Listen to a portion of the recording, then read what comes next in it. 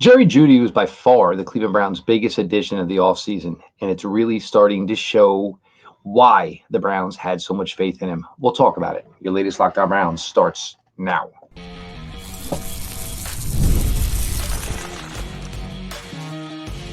You are Locked On Browns, your daily Cleveland Browns podcast.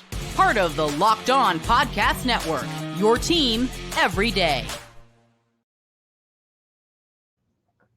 Welcome back, my friends, to the show that never ends, your daily delivery of all things Dog Pound, LGB on the LOB, the Locked On Browns podcast, part of the Locked On Podcast Network, your team every day. I'm your host, Jeff Lloyd. I appreciate all of you who make Locked On Browns your first listen every single day. Join the everyday crowd. Don't miss out on any of the action. Subscribe to Locked On Browns YouTube channel. The show is always available. It is always free wherever you get your podcasts. Today's episode is brought to you by FanDuel. Make every moment more. As playoffs wind down, the sports stop sporting like we want them to. But this summer, FanDuel is hooking up all customers with a boost or a bonus daily. That's right. There's something for everyone every day, all summer long. Visit FanDuel.com to get started. Now, longtime listeners, everydayers of Locked On Browns, know that I tried last year at the trade deadline, last year at the offseason. It's been a guy that I've been trying to get to Cleveland for quite a while in Jerry Jeudy. The Browns finally got it done this offseason, and in my opinion, fleecing the Denver Broncos and, getting a day 3 pick sent out to Denver to acquire the rights to Jerry Jeudy. The Browns so enamored with Jerry Jeudy, extended him not even 2 weeks later. So Jerry Jeudy is certainly here for the foreseeable future in Cleveland. But you start to see it all come together today, and it's building to this. And of course, Jerry's missed a little time thus far in training camp. A great goal line slant, absolute just outbreaking move. The defender absolutely bites. Jerry spins him. Whenever a defensive back in a one-on-one drill ends up with his back to the guy he's supposed to be covering, that's like some N1 mixtape stuff. And Jerry Jeudy certainly did that today to a corner. Probably had the play of the day, touchdown pass from Deshaun Watson in a red zone drill. With this, and we know Amari, paper contract is here for 2024. We're not sure what the future is.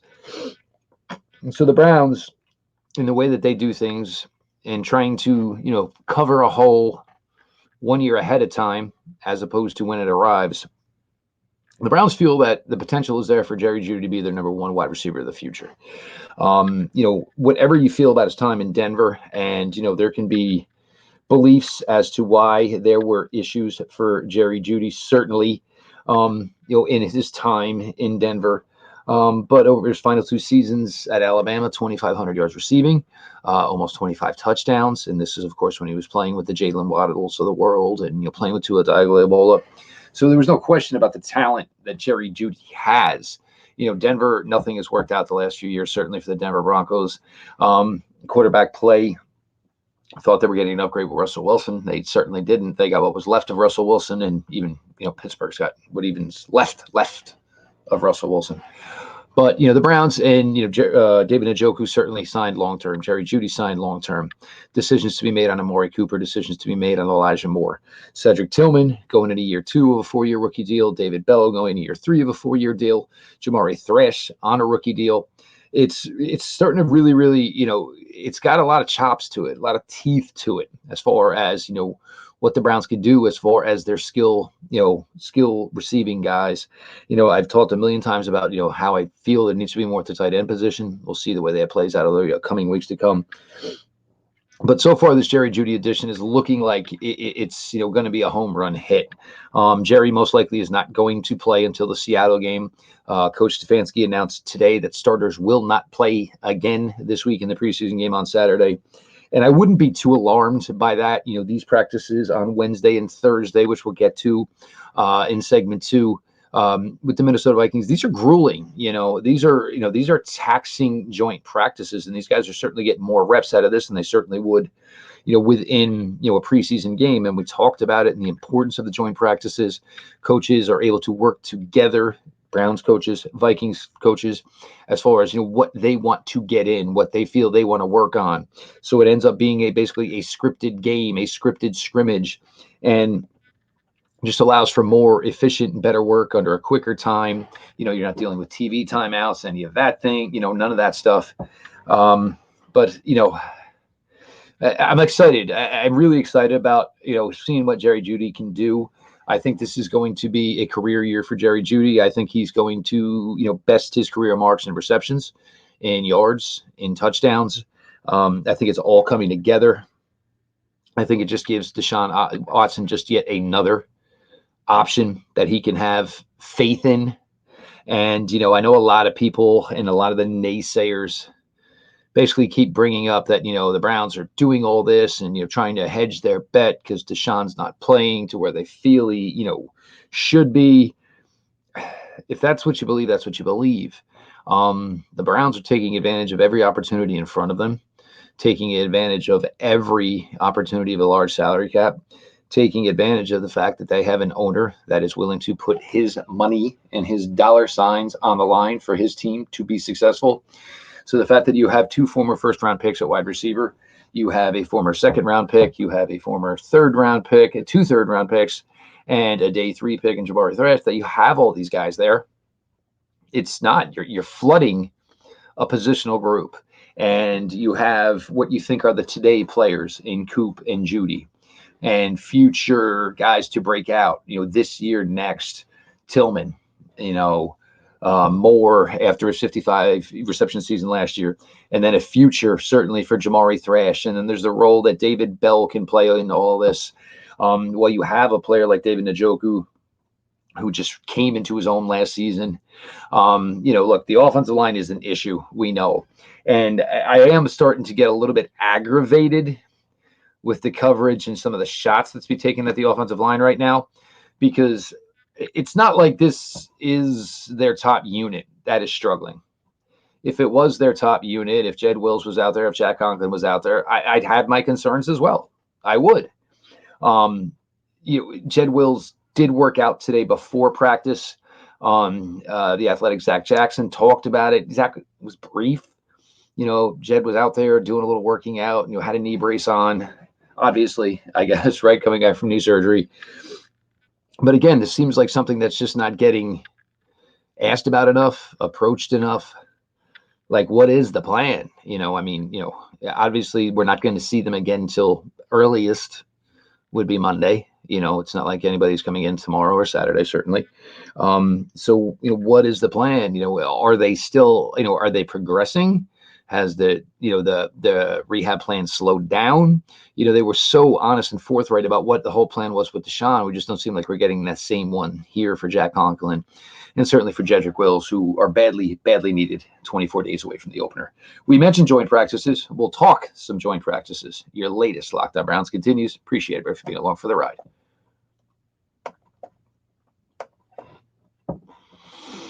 This show is sponsored by BetterHelp. We are flipping the calendar into the school year. Most of you in Ohio are already there. We are not far behind you. So when your schedule is packed with your kids' activities, you got big work projects and more, it's easy to let your priorities slip. Even when we know what makes us happy, it's hard to make time for it with kids in school. The free time does not seem to be so free or as much of it. But when you feel like you have no time for yourself, non-negotiables like therapy are more important than ever. And this is something I am personally going to try to make a priority as I am trying to get my life a little bit more clear, a little more focused. And when more comes on my plate, I want to make sure, I've got the guidance and I've got somebody to talk to. So if you were thinking of starting therapy, give BetterHelp a try. It's entirely online, designed to be convenient, flexible, and suited to your schedule. Just fill out a brief questionnaire to get matched with a licensed therapist and switch therapists anytime for no additional charge. Never skip therapy day with BetterHelp. Visit BetterHelp.com/lockedon today to get 10% off your first month. That's BetterHelp, HELP.com/lockedon.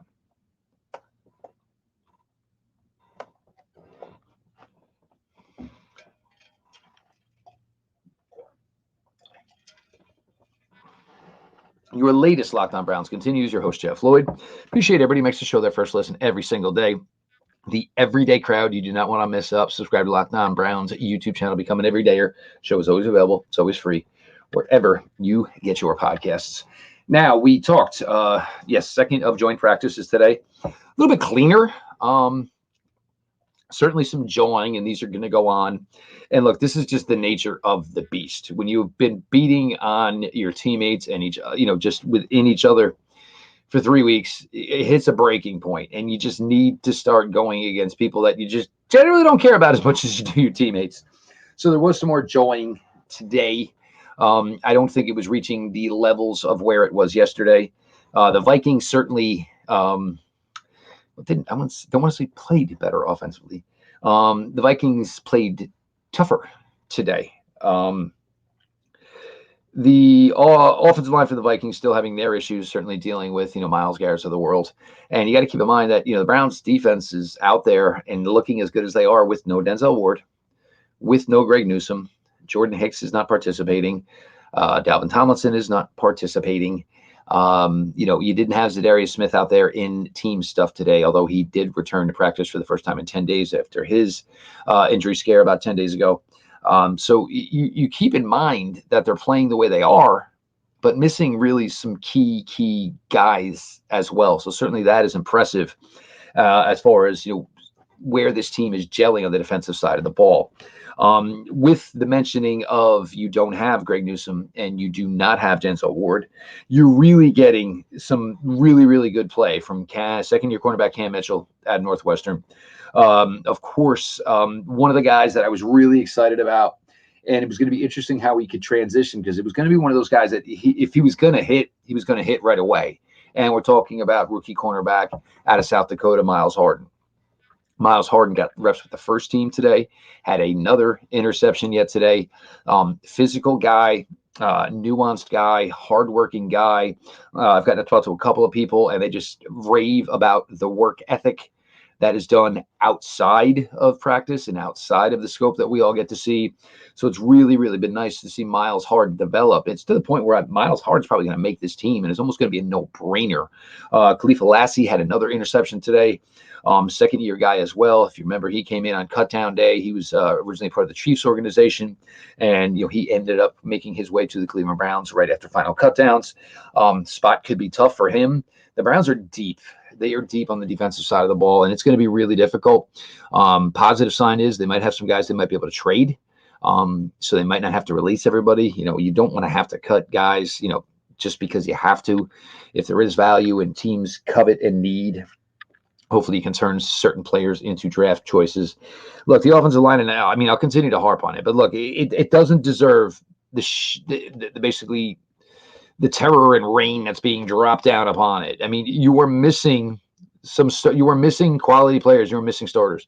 Whatever you think of Jed Wills is light years better than James Hudson. Jed Wills is light years better than Akeem Adeniji. Jed Wills is light years better than Jermaine Afidi. It's just a fact. There's just no way around it.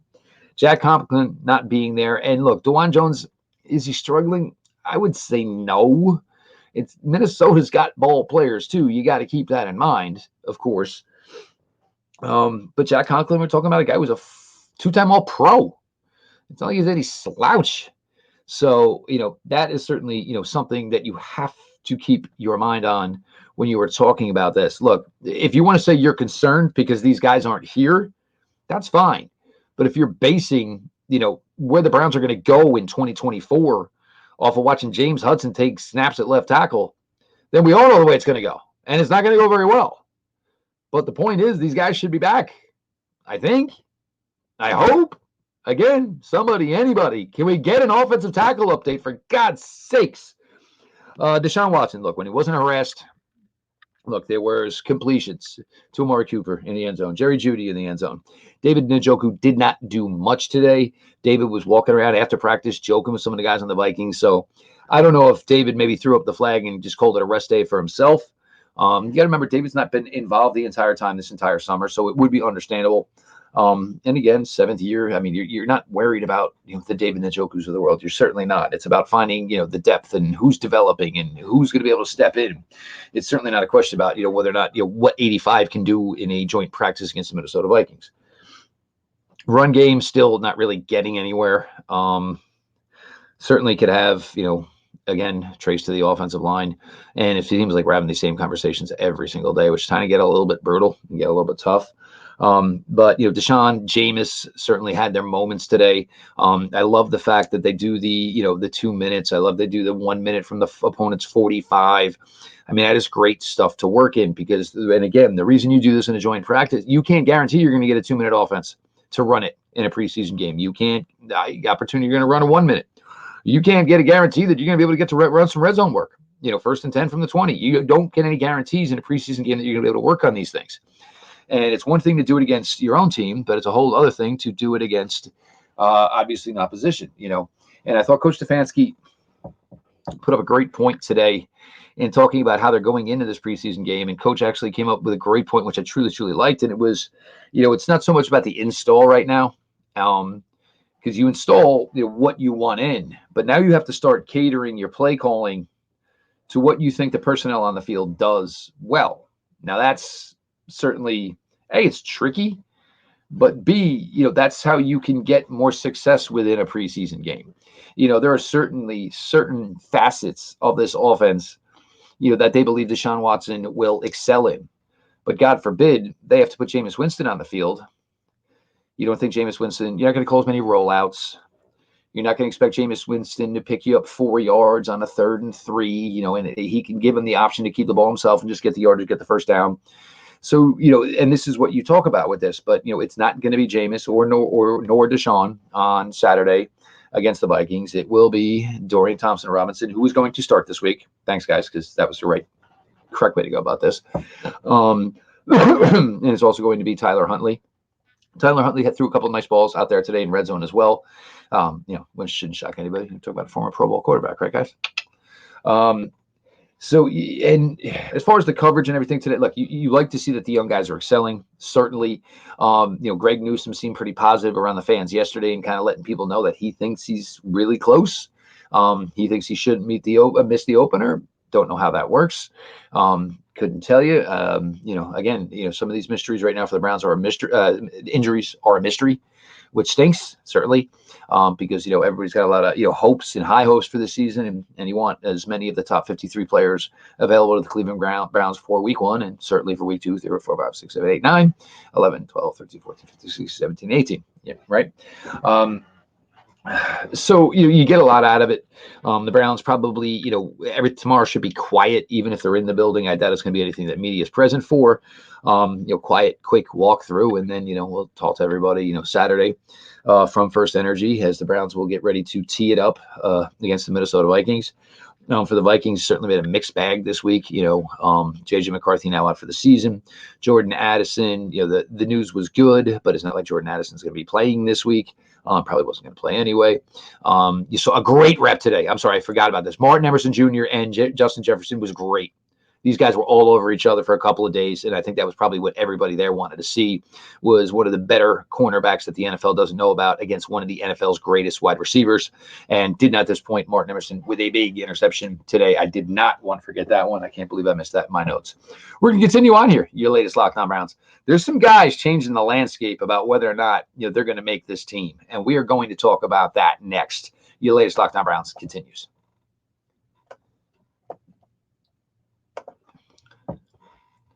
I love sports. I love them so much, I never want them to stop. But as the playoffs wind down, we get fewer games. And the sports aren't sporting like I want them to. But FanDuel lets me keep the sports going whenever I want.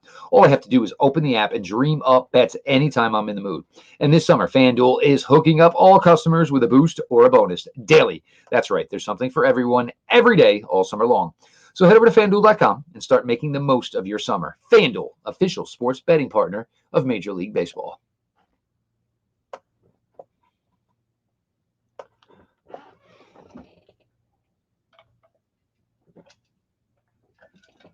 We are closing out your latest Locked On Browns. Jeff Lloyd, your host. I appreciate you all making Locked On Browns your first listen every single day.